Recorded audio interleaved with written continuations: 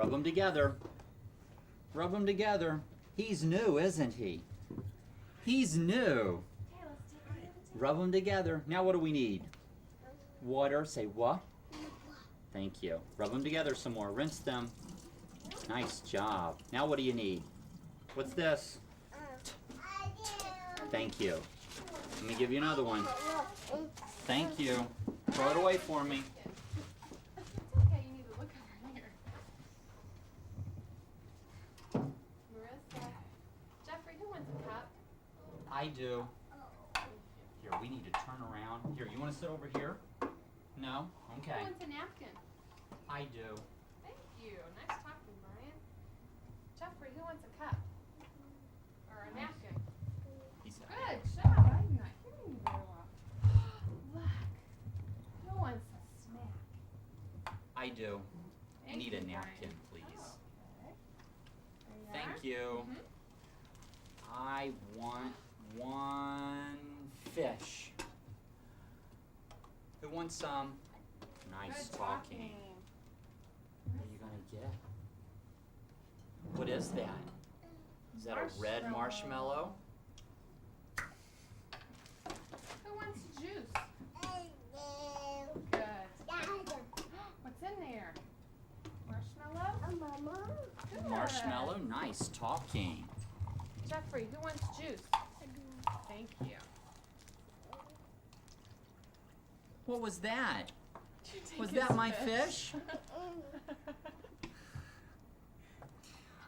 I want juice. Thank you. Nice talking, Brian. That's enough. What?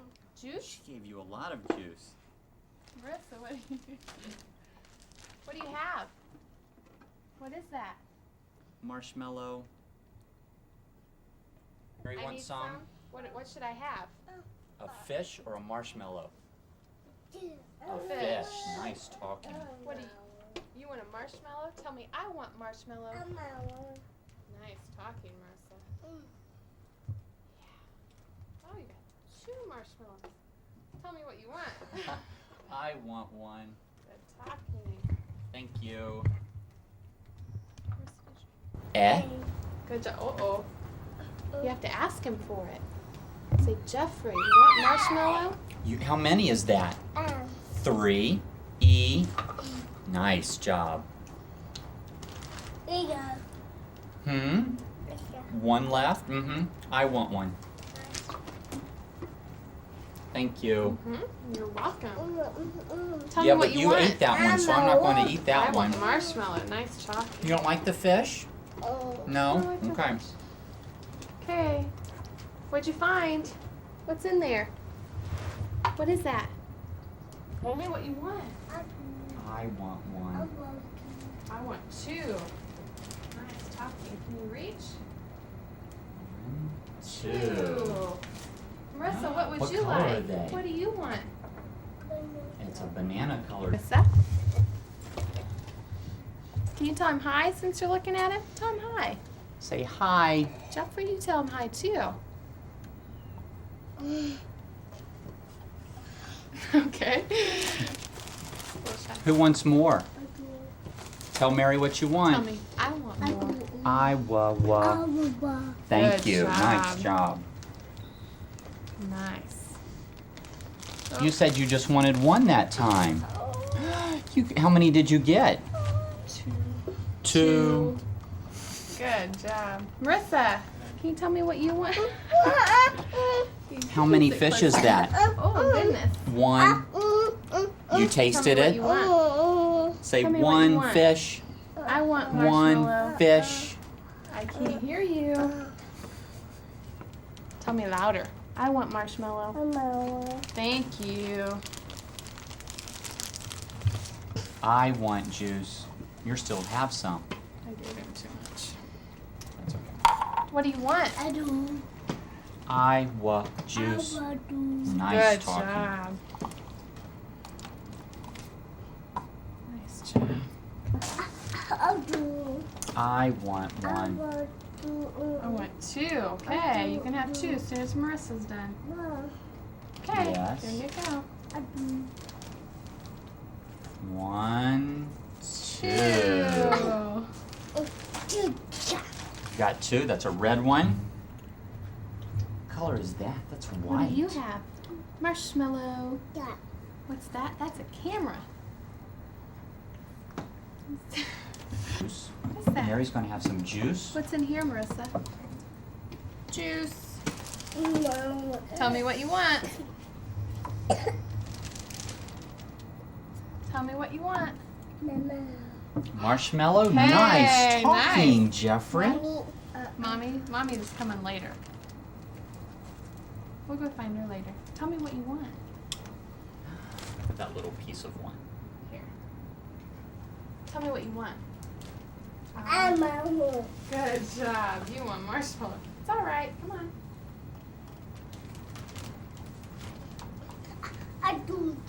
I want one. Listen, I want one.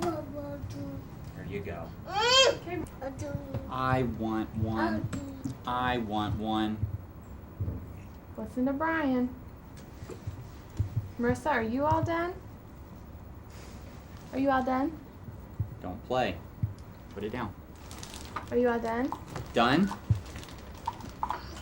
I want. What do you say? Marshmallow. I want one. Jeffrey. I want one. I want 2. You have to wait. Okay, Nice there's talking. Marissa's getting some. And I Jeffrey think you said have he found. wants. To get hers. You throw mine away for me, please. Say, I help you. I help you. I help you.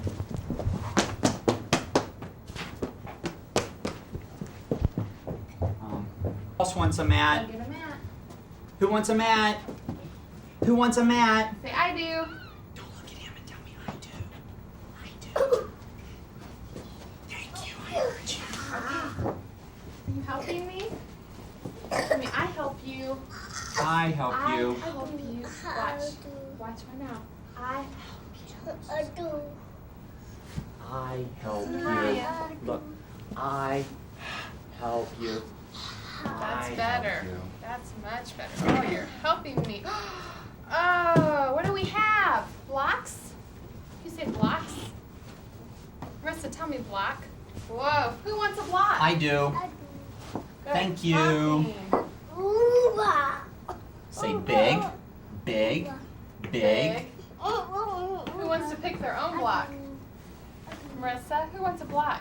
Thank you. What did you find? Brian wants one. Thank you. I want one. Marissa, give Brian one. He wants one. I want one.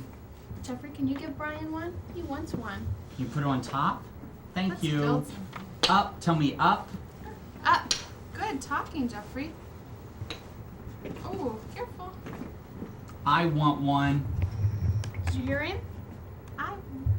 Thank you. Tell me what you want. I want one. Here you go. Marissa, what do you want? Oops. Marissa, Down. can you tell me I want one? I want one. Nice Thank talking. you. I want one. Thank you. Marissa, Jeffrey, I want. Good. Marissa, can you tell me I want one? Can you tell me what you want? You have enough Not right right now, now. do you? I want one. Good. Thank Tell me you. what you want. Up. I want one. Good Up. talking. I want. Marissa, what do you want?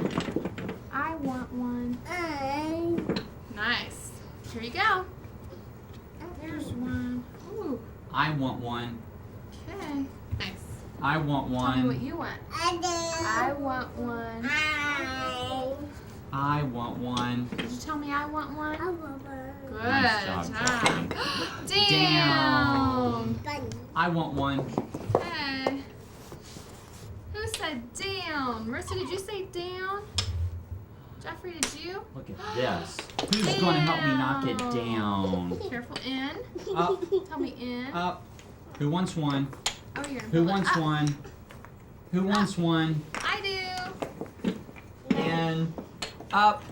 Who wants one? Thank you. Marissa, who wants one? Thank you. That's Jeffrey. Who's going to help me knock it down? All the way. Who wants Tell me one, Marissa? down. Let me hear that nice D sound. Duh. Thank Good. you. Who wants one? Who wants one? I do. Say I up. do. Tell me I do. Nice. One more Before time. you count. Up. Thank you. Up. Yellow. Up. Yellow. Up. Up. Who wants one? Green one. Here, Marissa. I'll get it for you. It's too big. Who wants it? Down. Say Tell me, down. I want one. Duh. Jeffrey. I want. Yeah. Who wants to sing a song? I do. Who else wants to sing a song? Marissa, do you want to sing a song? Yeah. Jeff. Okay. Give me your name and spell it for me. Shannon Bloom, SHANNON BLUM, And your son's name is? Jeffrey. Okay. Tell me, what's Jeffrey's problem? He understands and he can hear. His only problem is expressive speech, just the actual talking. He understands, and just the understanding part is fine. He just doesn't express. So what's been going on here at the clinic? They come 3 days a week, Tuesday, Wednesday, and Thursdays, an hour to an hour and a half a day. They work with the children as a group. The children know they have to work as a group. If they don't talk and stay within the group, they don't get what they want. They have to talk for what they want. And it helps them talking and also being in a group, being around kids, listening, paying attention, knowing what's going on. When did you realize that Jeffrey needed some extra help? It's been about almost a year ago. We had took him to the doctor several times, and the doctor suggested Ball State, bring him here and see what they could do for him, because he needed to be around a group and some teachers to help him get started with the expressive speech. And how does he like it? He enjoys it. He looks forward to it every day. He knows the kids, knows the teachers. He even remembers teachers from a couple semesters ago. So he really enjoys it. Big muffler. You can bet when we turn on the camera, the big mufflers are going to find us. How has it been going? In other words, has he progressed? Yes, he says a lot more things now. His vocabulary at the beginning wasn't even a total of 10 words. Now he says up to 20 or more, and I don't have to necessarily ask him a question. He will now give me an answer, and I do or I want, instead of before you had to give him a question and give him an answer to repeat back. Now he knows the answers to those questions and knows to talk to me, or he doesn't get what he wants. So tell me about your feelings about the Ball State Speech Clinic. I'm real happy with it. It's been the best that we have ever been able to do for him. Is the treatment that he is getting here is the best that we've got, and something that we plan to stick with for as long as he needs. Great. Did the doctor ever give you any other options? You mentioned Ball State. He mentioned Ball Memorial or Ball State, and Ball State was cheaper. And here he gets to, he's within a group. At Ball Memorial they wanted individual. So here he is around kids, and the teachers are younger, and they can get down on the floor and relate to Jeffrey and play with Jeffrey. So he understands a little bit more. He can relate to them as well as being with a group and the other kids, so it's not just individual one-on-one, whereas that's what they wanted at Ball Memorial. So we just like the whole program here better. Just the teachers, the group, the students, the cost, everything about it is better, and it has proven to really help him. He's talking a lot more and trying, and you can tell it's helped him a lot. Good. Wonderful. Okay. Sounds good. Give me your name and spell it for me. Jennifer Johnson, the first name, JENNIFER, JOHNSON. And your daughter's name. Marissa, Okay. And it's spelled. MARISSA. And what is Marissa's problem? She doesn't talk. I mean, she understands things, and she'll understand anything you ask her to do, but she just won't talk, won't tell you. She would grunt and just point, and then she would get what she wanted. And so you brought her here to Ball State? Yes. And how's it been going for her? Oh, it's been great. She says anything. I mean, you can ask her to say something, and she'll say it for you now. And at home, what she learns here, she brings it home. And she's learned responsibility. She learns to, like, when they're done playing with things, they put it up. And at home now, she puts her things up, where before she never did that. And A little discipline there. yeah. Now, how about you as parents? What they learn in the clinic, how are you able to take that back home and continue to work with her? Well, we watch through an observation room, and we can see everything they do, and then just take it home and apply it and try to do it. And that helps with them, too, that we do it at home, so that, you know, they constantly get it. So when they come back here for speech, for the therapy, then it's a little easier for them. And what do you feel about Ball State? How, have they been really helpful for you? Oh, yes. They've helped her a lot. I've noticed a big change. When she was at her 2-year mark, she wasn't saying anything. And now she says, I'd say over 100 words. She's done incredibly well. Her vocabulary has really, really picked up. It's soared. Yeah. And she's so young. She's only 2.5. Yeah. How about her friends, little children around her? Are they verbal? Oh, yes. Very verbal. They'd say sentences. And she would just, she would just say single words. And now she's putting 2 and 3 words together, and she's starting to be able to get sentences now. What brought you here? When she was 2, she wasn't talking, so it concerned me, and I took her over to Ball Memorial for a speech evaluation. And they told me that she needed to be enrolled in a group. And they gave me the choice of either Ball State or Ball Memorial. And Ball State was cheaper, and I'm also a student here, so it made me want to sort of come here even more, because I'm more familiar with the place. So. What are you studying? Nursing. Okay, so you're going to be a nurse? Mm-hmm. Kind of dovetails nicely, doesn't it? So you would highly recommend the program. Why would you recommend the program to other people?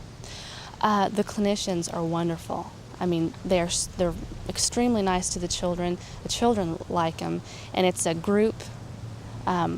They play in a group, so they're learning, and they have other children to learn from. Whereas if I would have taken her to Ball Memorial, it would have been one-on-one. And she loves children her own age, and so she's more responsive when there's other children around. So. Oh, it's too late. Oh, okay. Okay, go ahead. Okay, come on.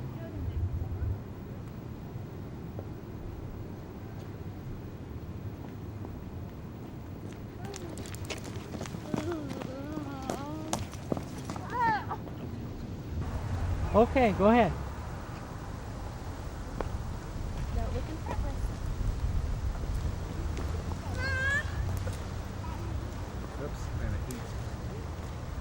Let's try it one more time. All right. Okay, go ahead.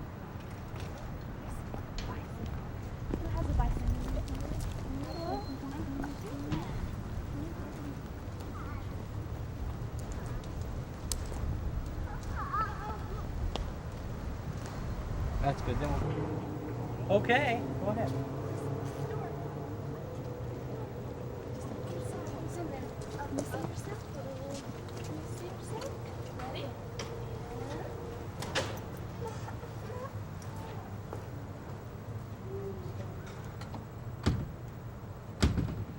Okay, and then I'm going to do it.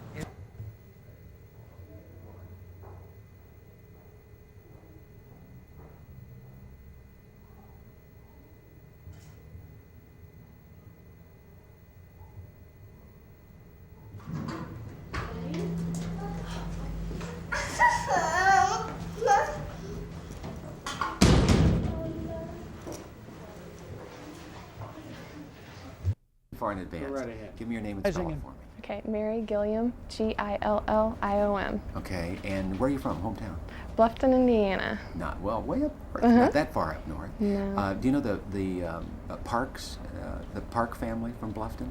I know one from Monroe, but I don't. Okay. There's a lot of them that live up that way. You are a graduate student, and what's your degree going to be in? Speech pathology.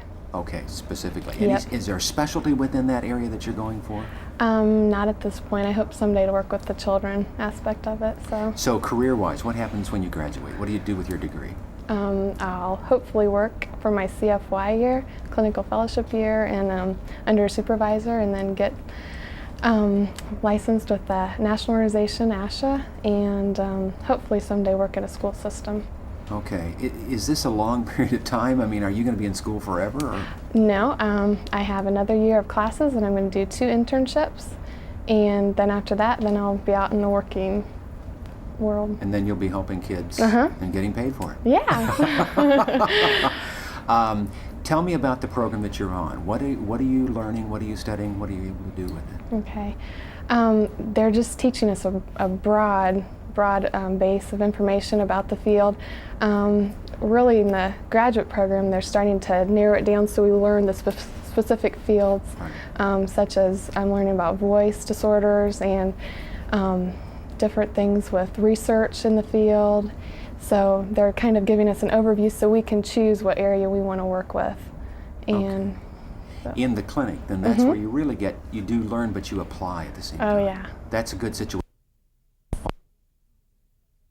The classroom is so different from actually being in the clinic.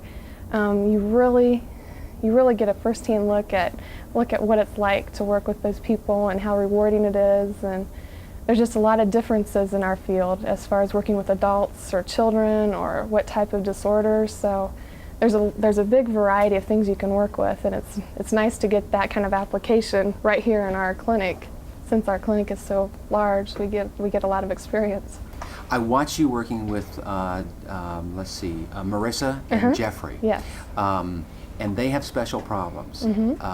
They when they came here, they had no hearing problems. They just didn't speak. Right. What are you doing to help them gain speech? Okay. We do a variety of things. Before they can speak, they need some precursory skills. So we work on things like taking turns and just basic things that you take for granted with most children.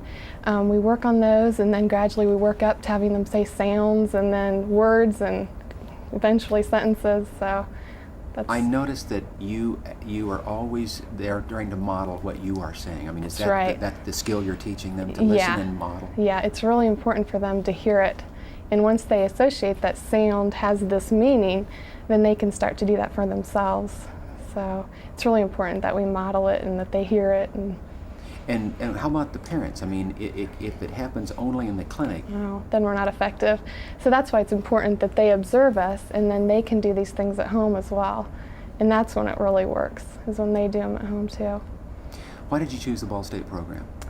I was really impressed with the large clinic that they have here. You can get a lot of experience right here. I'm working with an adult right now, plus these toddlers. So just in this semester, I'm getting a broad base. A nice staff that I can have access to what they've learned and their experiences, and I was really pleased when I came down to visit, just in touring the facility.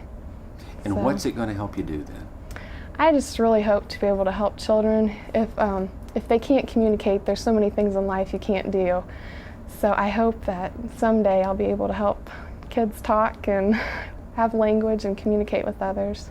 But you are doing it now. Yeah. I mean, you really are doing it. Yeah, right it's now. really rewarding. Really, whenever they start saying those first words, it's just quite a feeling. So it's very rewarding. Great. That's all I need. She was, and so we went on ahead and put an extra piece of tape on to keep track of all the spontaneous words. Because yesterday, I couldn't keep track of her goals plus the words that she was giving us. Because one of her goals is to increase the number of existence words, naming words. And so, What do you mean naming words? Table, chair, Brian, Jeffrey, Gotcha. bubbles, slide, stairs, any of those kinds of words. Okay. Yeah, that relate to the things. Today was actually very exciting because we were getting ing words out of them because they were saying fishing, catching, and we usually don't push those words, but we were getting them today. And whenever they start to give us something, then we go ahead and push them and try to expand on that. Goodness gracious. Okay, I'll whenever you're ready. Give me your name and spell it for me. Brian Walker, Walker. And you're a graduate student. Did you do your undergraduate here? No, where- I have a messed up history. I used to teach. I did my undergraduate work in education at James Madison University in Virginia, and found out about Ball State from a lady that I taught with. 2 of her children had attended here, and she knew that I was interested in changing my major and going into speech language pathology. And she had heard very good things about the department here, and I looked into it and found out that it's an excellent program, even comparing it to other programs across the United States. Where is home for you? Home is Winchester, Virginia, in the Shenandoah Valley. Oh my goodness. Yes. Beautiful area. Yes. Mm-hmm. Wow. How long have you been here? I have just been started? here, oh no, I'm just finally almost finished. Since my undergraduate degree is in another field, and since speech language pathology is such a technical field, you're required to do all of the undergraduate classes in the field as well as all the graduate classes. my. So I have been here since September of '93, Okay. going year round. Yes. Well, but you are actually finishing? I am actually close to finish. I have 1 more semester of classes. I will do 2 medical internships, one during the summer and one in the fall. Both of those will be in DC. Oh my goodness. Yes. And then it's off to the... And then off to the clinical fellowship year, and then into a real job. Yeah. Back to the real life, yes. What did you teach? I taught primarily English. I did that overseas. I taught for 2 years with the Peace Corps, and then had a private contract in China for a year. And taught English as a foreign language? As a foreign language, yes, sir. Mm-hmm. Fascinating. Tell me about what you're doing here. What we're doing here with the classwork side of things, we're getting experience in every facet of the field, whether it's working with toddlers, articulation problems, language problems, dealing with adults that have aphasia or swallowing problems. This semester I'm taking a class in oral motor problems, which are dysarthria and apraxia. Those are 2 related disorders with aphasia. I'm doing an independent study with one of the professors dealing with traumatic brain injury. And that's really wonderful because the staff here, their doors are always open. Always welcome to come in and talk to them and pick their brains, and that makes this program really very special. What brought you here? Why did you come to Ball State? The clinic size, the amount of diversity that I could get here, the credentials of the staff, just very impressive. And I was comparing it with schools in Arizona and Virginia and North Carolina. So, very impressive program here. We watched you and Mary with the kids. Yes. Tell me about the activities that you were doing with the kids. What we try to do is come up with activities that will get them really motivated and excited, and then it's easier to get speech out of them, things that they really want to do. At the beginning, I believe you missed that we work with pegs, and we have little peg boards, and they love to get those pegs. So we make them say, who wants a peg? And they have to say, I do, or who wants a peg? And then they have to say, I want one. Or at snack time, food is very motivating for all of us. And so again, they have to say, I want juice, I want more, I want marshmallow, I want a napkin, I want cup. When they're washing their hands before snack time, we have them say water, rub over and over again, soap. Again, trying to get those existence words in where they're naming things. The fishing activity, they love that. This week we've selected a sound. We're working on F, and so we come up with a number of things that will get them to say the F sound. Next week we're working on S, so we're coming up now trying to come up with activities where there will be lots of S words, and so they'll have to say S. With these children, they don't have those sounds yet, so we have to teach them those sounds first of all. Okay. As you work with the children Mm-hmm. and you go through your clinics and you go out in the field, then how is what you learned here? How's the Ball State program going to really help you down the road? First of all, because of the diversity of clients that we get to work here. Like Mary, I've worked with adults, I've worked with teenagers, I've worked with the toddlers. So we get the whole spectrum. Last semester I was working with a 70-year-old woman. Unlike Mary, I don't want to go work in the school systems. I've had enough of that.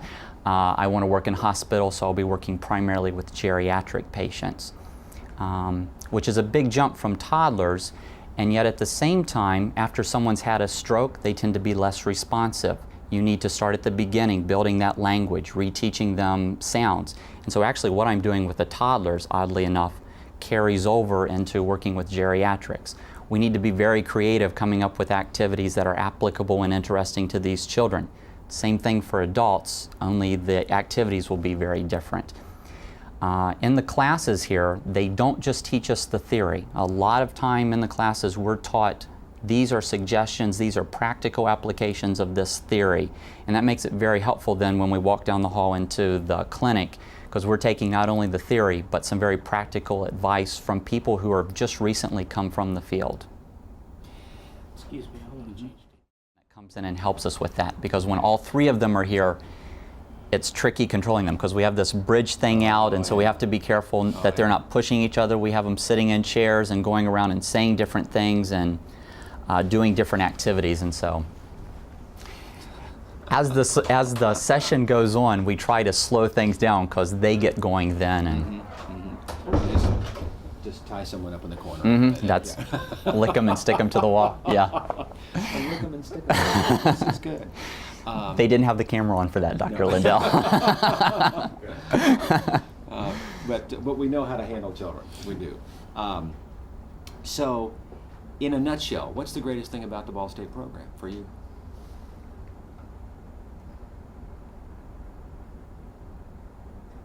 That so much of what we get is immediately useful.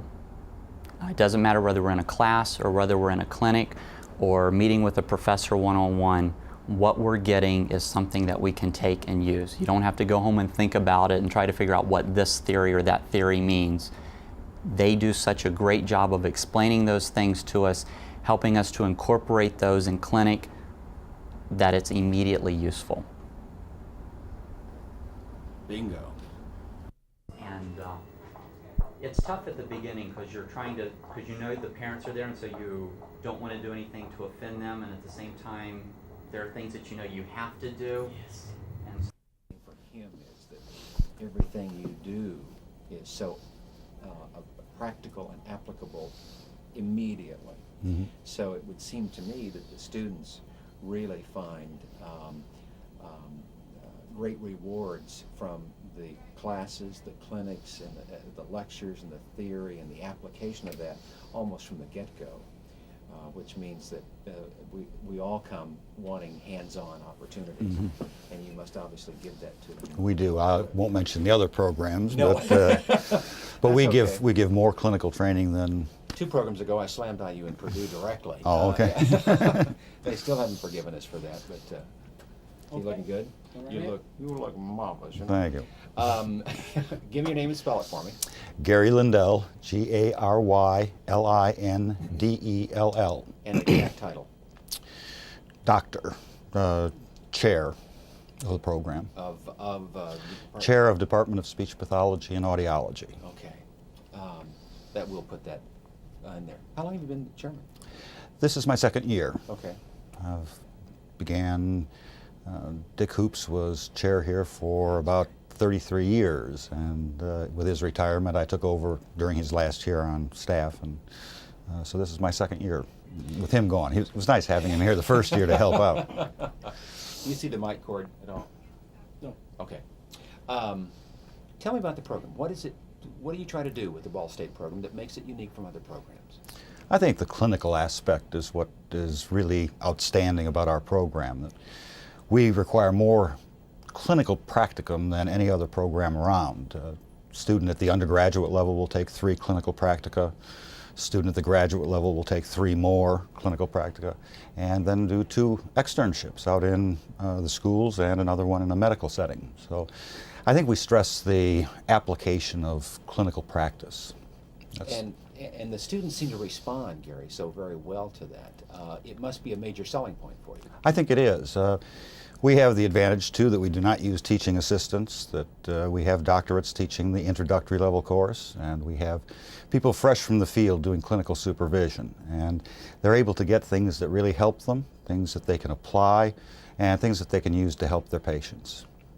So from a student's perspective, from an undergraduate level, you offer both a undergraduate program and a graduate program. Yes, the graduate program is the entry level into the profession of both speech pathology and audiology. The undergraduate degree is really pre-professional and prepares one for the master's program. So could they take an undergraduate program from some other university? It doesn't have to be here. It would not have to be here. No, they could come here for their master's program after gaining an undergraduate degree somewhere else. What kind of schooling is beyond the master's program that's here? The doctorate, of course, for speech-language pathology and audiology, the educational type of degree. But we're most pleased that we've just had approved by the Commission on Higher Education our Doctor of Audiology degree. That makes us one of only 3 programs in the country that is offering the Doctor of Audiology. And that will soon become the entry-level degree for people practicing audiology. That's wonderful. 3rd in the country, 1 in Texas, 1 in Michigan, and now Ball State. Wow. And when does that go into operation then? As soon as possible. We're gearing up now for taking admissions. Now that we have the degree, we have to put it into operation. Tell me about working in the community. Okay, clinics, the community has access to the Ball State Clinic here. Yes, it does. It's an integral part of our training program. We can go to the classroom and teach theory, but in order to practice, we have to have the clients, and they come mainly from East Central Indiana, from as far as Marion to the north, Richmond to the south. And these are the people that we're able then to help and let our students practice so that they gain the skills necessary to become competent speech-language pathologists and audiologists. And your clients range in all ages? Pediatric to geriatric. We see patients who are toddlers. I believe you've looked at some of those today. We see adults who have suffered strokes, head injuries, all the way up into their 80s and 90s. So yes, there's a wide range of patients that we see. Both of the mothers we talked to said they chose Ball State's program for their children because it was the most affordable. So it must be very economical for people to choose to come here. Yes, we've decided that because we're working with students in a training program that these are not professionals yet. Now they're under the direct supervision of people who are certified and licensed and closely supervised, I might add. But because it's actually the student providing the service, our fees are less. For Ball State faculty and staff and students, we're able to even waive the charges in some cases. So, comparatively speaking, is it substantial? Would someone save substantial amounts of money by coming here? Yes, they would. Okay, we're not going to talk about comparative dollars and cents, but we're talking about a nice, no wonder the women said, well, it was a lot less expensive than BMH. I'm not going to say that on the experience then that the parents have, it seems that you have a two-pronged training program, or maybe a three-pronged. You train your students to do a good job in the lab and to work in the clinic, and then those students help the children or the adults. But then that also has to be taken, that training has to be taken home. So you have to work with the parents if it's a child, or a spouse, or someone, or a friend if it's an adult. Absolutely. That's one of the reasons that most of our therapy is done in observation rooms, so that parents can observe what's being done, so that spouses can see what's taking place. And in many cases, particularly with the adult stroke victims, we bring the spouse right into therapy with them. It works out very nicely. Are you full up? Do you have a lot more admissions than you can handle, or are you always looking for more? We are in demand. We had 160 applications for the 30 graduate openings that we had this year. So our reputation has spread, and people realize that we're a clinical training program. If they want to be a clinician, they know that they can get that training at Ball State.